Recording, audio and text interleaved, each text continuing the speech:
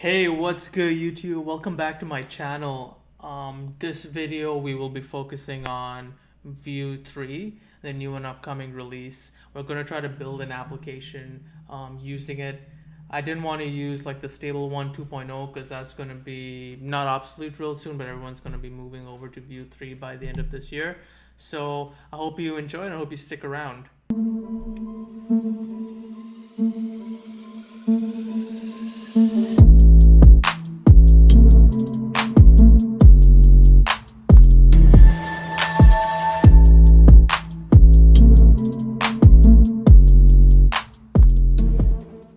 Okay, cool. So we have an empty project over here, and we need to actually install Vue CLI to try to help us bootstrap the entire application. If you just go on Vue website, you will see how to install the Vue CLI for Vue 3. So if we just copy that and paste that in there, Vue install G is the global flag, so we'll install it globally and you can use the Vue command from anywhere. Cool. So now we're installing Vue. This might take some time depending on the internet, but this is a relatively large package. The CLI can do a lot. Okay, there we go. Cool. So we have Vue CLI downloaded. So now we can now use Vue commands. So to create a project, we got to write Vue create and then the name of your project. I'm specifically going to try to make a Pokemon PokeDex website. So I'm just going to name this PokeDex Vue create PokeDex, and then it's going to prompt us for either Vue 2 or Vue 3. We said we would be using Vue 3, so let's click Vue 3, and then this will take some time too as well, just to try to bootstrap the application. But all the work is taken care of by the Vue CLI. Cool. Now we see at the bottom that the successfully created the project PokeDex, and now we can cd into our new folder, which is PokeDex over here.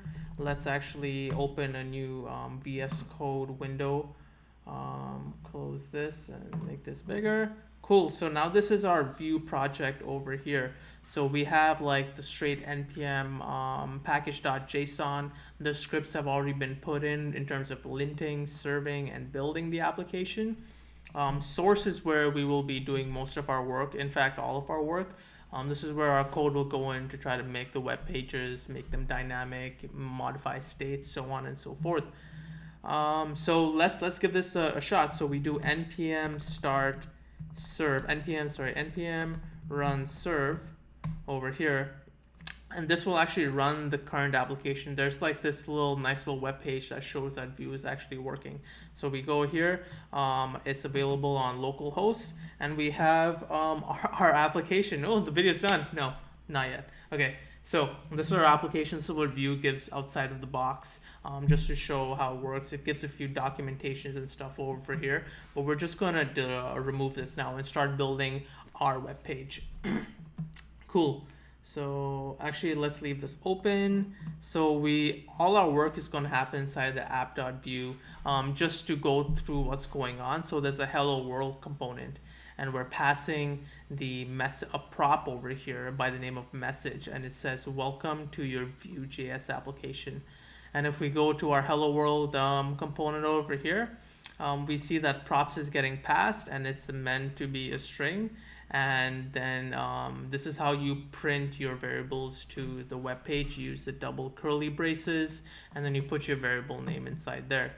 Cool. So now let's just show like it actually works. Hello from t.code. We save that. And if we go back to our application here, we see it changed. So there's also a hot reloading aspect to this too. So we won't have to we won't have to refresh the page that often. There's going to be some instances where we need to refresh the page, but for the most part, the hot reload takes care of that. Cool. So let's actually remove our hello world component, and so we don't need our hello world over here, and we'll just delete this, and also the image tag over here. And there's a bunch of app styles over here. We'll keep this because it actually does some really nice CSS stuff. So template, okay, so template requires a child, so we just go div hello world. Cool. Let's do that just to make sure this doesn't stop complaining. Cool. So now if we go here to our web page, we see that it's updated. So cool, let's build out. Now I could just do all my code over here, but one thing powerful about these front-end libraries is that you make everything a component. And because you make everything a component, everything is reusable. And you can reuse those parts in different parts of your application without like repeating yourself. Because imagine if you put the same code everywhere and you have to make a change, now you got to make the change in n amount of places that you put them before. Well, now we just have to put them in one place. So in the components here, let's make a new file and let's call it, we need a navbar for sure. So let's make a navbar.view. And I want to make a table that displays the list of Pokemon. So I'm going to make also a new file called Pokemon table.view. Cool. So now we got that. Let's see if syntax highlight kicks in. View default. Cool. So we just got to type down view. Also, I've done this because I have a VS Code Marketplace extension. It's called View. So if you just go over here and you click View, this is what I installed to get things running. So a lot of this boilerplate code just handles it itself. Save that. We type down View over here too, and just get the default stuff ready over here. Cool. Another thing that we'll need is Bootstrap. I'm going to use Bootstrap to try to make the website look more appealing. I'm not trying to make CSS from scratch. And this is not the video where I'm trying to go through CSS because that's just going to take a lot of time. So let's just actually install Bootstrap over here. So if we go npm install Bootstrap, let's just paste that over here. We're not trying to get Bootstrap 3. Let's get the most recent release, which is Bootstrap 4. So let's just do npm install Bootstrap. That pulls in stuff too, adds it to the package.json file.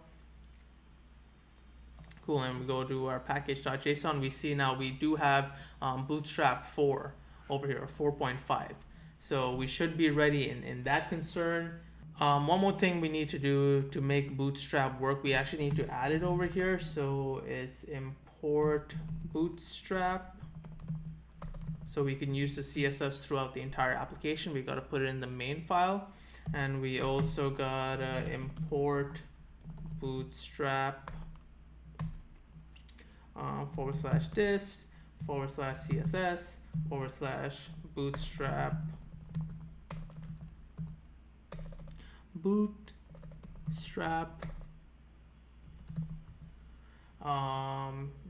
.min.css. And just so you kind of understand where I'm pulling this from, if we actually go to, I also need to install jQuery and Popper just to make things work. So let me just install that. But just to show you where it is, if we go here and then we find our lovely Bootstrap over here, and we go to dist CSS, and we're trying to get the minified CSS over, oh no, not this one, the minified CSS over here. We're trying to pull that all into this file over here. So this is what it's pretty much doing. So it's Bootstrap, dist, CSS, Bootstrap, and min. My scroll went down here for some reason. So Bootstrap, dist, CSS, and over here. Cool. Just to make sure that things are actually working, we can do some CSS in our main file just to make sure it's all up and running. So let me close all this. I go to app.view and add a class of text. Let's do container. Let's see if we see that. So if we save that, go over to our view application. Over here, inspect. And we go over here, and cool, we got a container, and we actually see over here that there is a container class and it has this max width property and so on and so forth. Cool, so now we got that out of the way. Let's start working on our application. Actually, I don't need this. start working on our application. So let me remove this class over here. Indent that, save that. Hot reloading takes care of it. So let's actually make it small. And okay, let's start off with our navbar component. So we're gonna obviously use some Bootstrap to try to make this look pretty. So let's actually do that.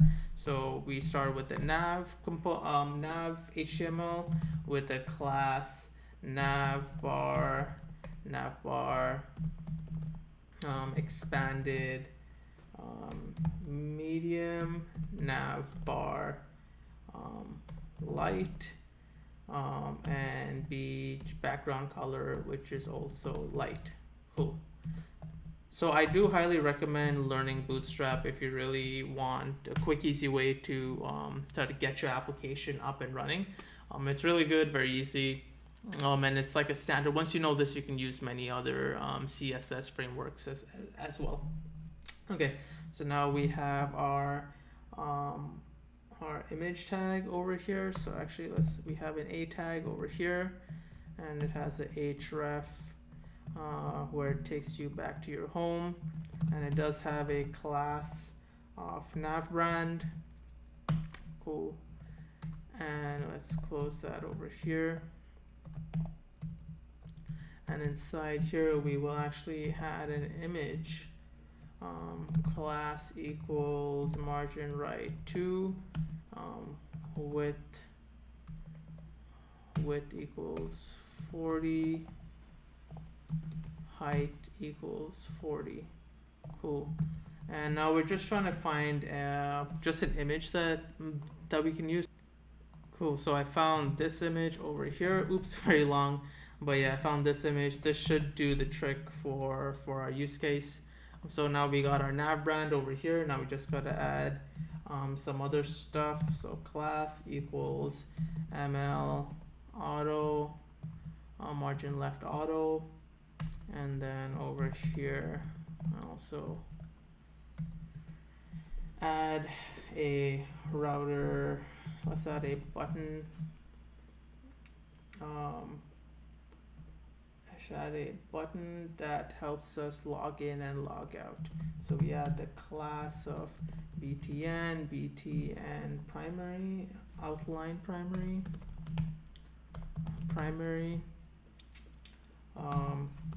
Margin y is 2 and margin y sm is 0, so that's small. We don't want any margin.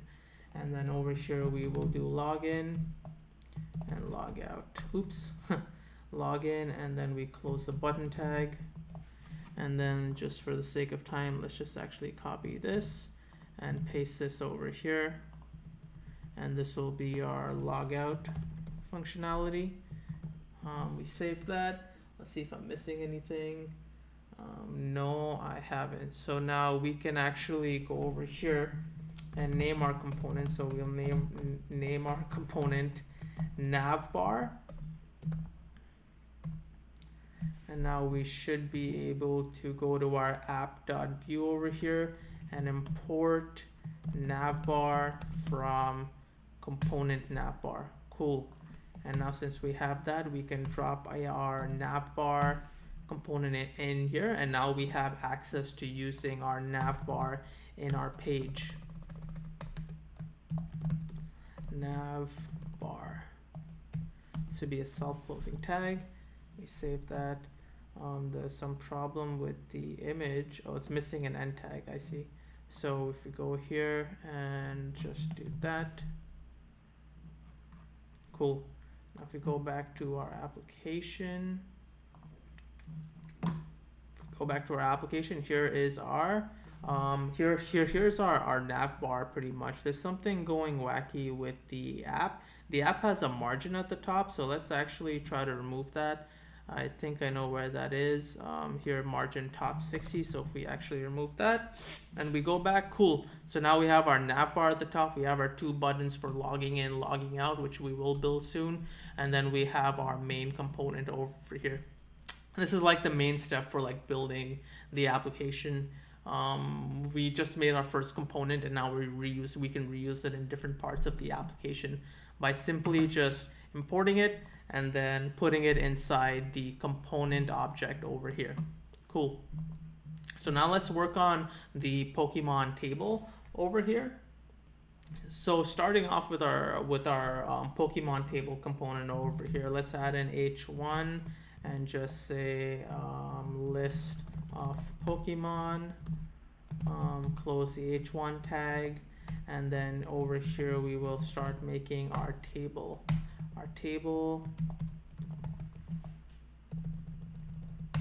And then this needs a class equals to table, table striped, and table bordered.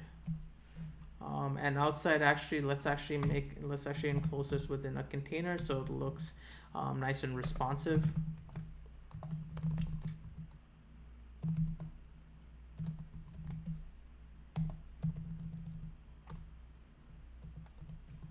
And then we move this up inside our div. Cool. So now we have the table element over here. So now let's work on the head. So t head. Close that. And then inside our t head, we're gonna add a table row. And then close the table row component, and then we will add our different columns.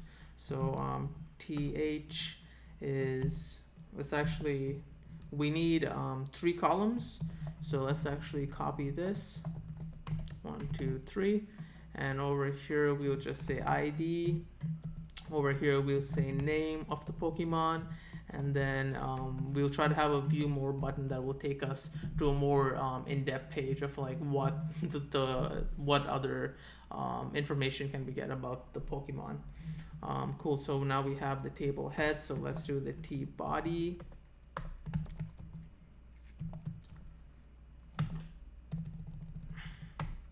Cool. And inside here we will have a table row.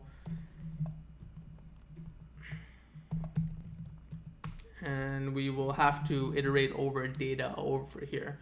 Okay, so now let's actually move on to our strip component here, because we actually need data to put within our table row spot over here. So let's actually first start off with the name, and this will be a Pokemon table. So I have this IntelliSense thing that's kicking in and telling me to use data. This is kind of like the older way of you doing Vue. So now with Vue 3, there's this new composition API out. So we're going to be doing everything inside our setup component or our setup function. Not we won't use any before mount. We will, but just in a different manner. I'm gonna try to use the setup component over here. So we have setup over here, and inside our setup component is where we're going to do a lot of the, I guess, the work. Like a majority, 100% of your code that's component specific will go inside here. So let's make a Pokemon list variable, and now let's use this fetch API that, let's see, Pokemon. Let me just go find that URL. So over here we can start using the fetch API. So fetch, and then paste our URL over here, and then we just chain it with then response, and then we need to JSONify the response over here, and then take our data and take our Pokemon list over here equals to the data, and it's actually in the results section. So we take this and paste this inside here. We actually get a list of Pokemon. We don't need all for this use case, we're just getting some, and they're all inside the results object over here. So we're just trying to map into that. So we get that, and finally for our component or our template to use the variable, we actually have to just return it over here. So we return Pokemon list over here. And just like this, we can actually return a bunch of stuff. So we had a different variable, we would just do that. And now we have access to that variable within the template function over here. So now we got the Pokemon list over here. So let's just do Vue's way of using a for loop inside a template. So we go v4 is equal to, what was it? It was Pokemon index in Pokemon list. And then, so now that's how we pretty much iterate over the array. And then we just have to remember to bind a key to it, because Vue will complain. And we'll just bind the index over here. And now you see that the errors are gone. So now we can actually go over here and just start plugging these in. So we can just drop the index over here. And for the name, we can just remember to use the double curly brackets. So we go Pokemon.name over here. And then for our view is actually inside a button. So let's actually just leave this for a button right now. And put a class to it. Class equals btn primary. And we'll just name this view more. Save that. And now we have our component made over here. We're exporting it with the name Pokemon table. So now if we go back to our app and now we do the same thing over here like we did for navbar, where we import Pokemon table from Pokemon table dot view. Cool. Actually, we don't even need to put view. And then over here, we just add our Pokemon table. And again, we can finally remove our div hello world over here and add our Pokemon table. Let's save that, see if there's any errors that we're getting.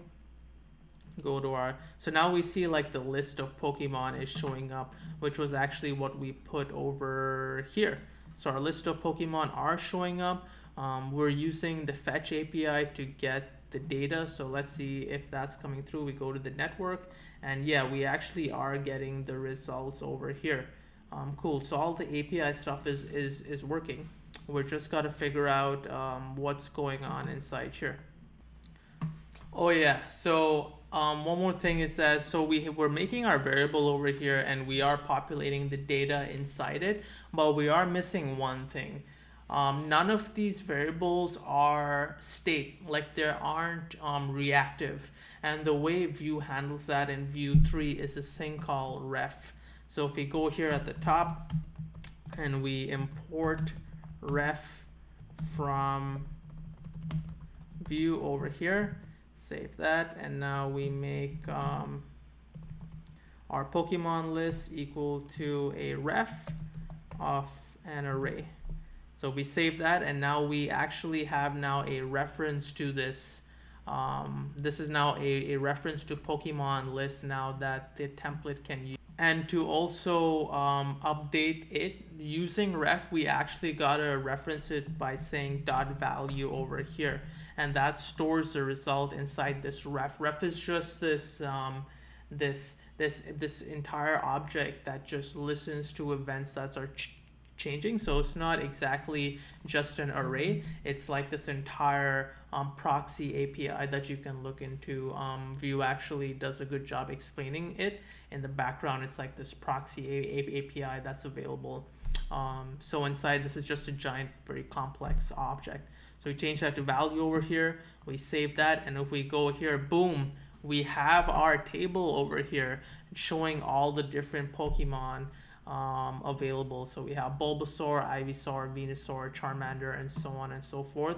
One more thing is that these numbers are out of whack. It should start at 1, and we are missing the column headers at the top. So let's fix that real quick. So if we go here and we just do index plus plus, and then we go, Oh, I see what we did. We messed up the T body stuff. So if we copy, so if we save that, go here, and now we have it properly populating. We actually don't need the button over here, so we're just gonna replace the button. Just remove it. Yeah. So now we have our nice little first application. Just first page. We still got a lot of stuff to do. We're gonna make our login logout component, and we need to make the other page that shows the specific Pokemon when we go to it. So we gotta, so now this, it brings in the other concept of like views and routers. And we don't have that functionality now. We actually want to make this a single page application where it's actually in the background it's one page, but every click to navigate will actually make it seem like it's a different page. But we're not doing the old way of going to the server and asking for a new page. Everything is already preloaded on your client website over here. So let's work on that. So let's just set it up. Let's actually just download the view router that is used. The regular router isn't available for Vue 3. It's not compatible. So we actually do need to install a specific router over here called View Router Next. So we just take this application over here. We take this code over here, copy that, go over here, paste that in, and this installs our view router that's needed for our application. And then we're just going to do a simple route just to show how we can navigate back and forth between pages. Okay, cool. So we added our one package over here, and if we go over here, we can actually see our view router has been installed.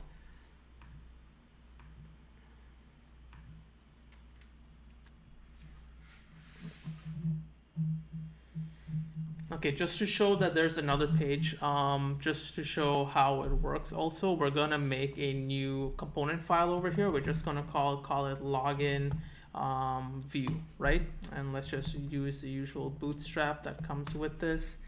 And let's add a div over here that says, I am from the login component. Save that. And we actually name this login over here. Cool. Save that, and now let's start working on our router. So for that, let's actually create a new file over here called router.js, and inside here we'll be handling all our route specific logic just to get it started up. There's a little boilerplate code that comes with it. We do gotta import a few stuff. So let's import create router and create router history from not React router, it's actually view router next. View router next. View router should work. And now let's start off with our code over here. So let's create a new router. Const router is equal to create router over here, and it takes an object. So it takes an object. The first key is history, and this is where create router history comes in, just to help manage the back and forward of the page navigations. And let's create our first route over here.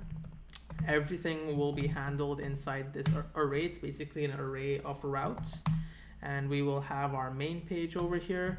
So path is /, and the component actually we want to use is the Pokemon table component. So let's just put this here for now.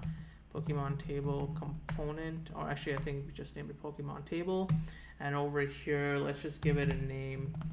Just like an alias for us to go by. And now let's add another route over here with the path, actually / login, and then component is our login component, and then name. Let's just name this login. Cool. Let's actually import our components now. So now we can say import Pokemon table from I think it was /components Pokemon table. Cool. And we gotta import our login component. So let's just do login from /components /login. Cool. So now let's save this. And now we need to actually attach our router to the application. So that happens all in main.js over here. So what we do is we actually need to export this. So export default. See, that won't work. We need to do it at the bottom. Can't export a default with a const. I gotta do it over here. Export default router over here. And now I can go to my main and import router from router. And then over here, we need to actually attach our router to the create application over here. So to do that, we actually need to recreate this a little bit. So let's make let's const app our create app over here. And then we take our app and then use the router that's available, and then app dot mount to our element with the ID app, and we can actually remove this now. Save that. We'll get some syntax problems, but that's no problem. That's no issue. We can fix that. Leave that. App is defined but never used. Oh, I see, our app is never used. Okay, so we got to do that, and then it gets used. There's a few other things that we need to do. One more thing is that this is create web history over here, and then we paste that over.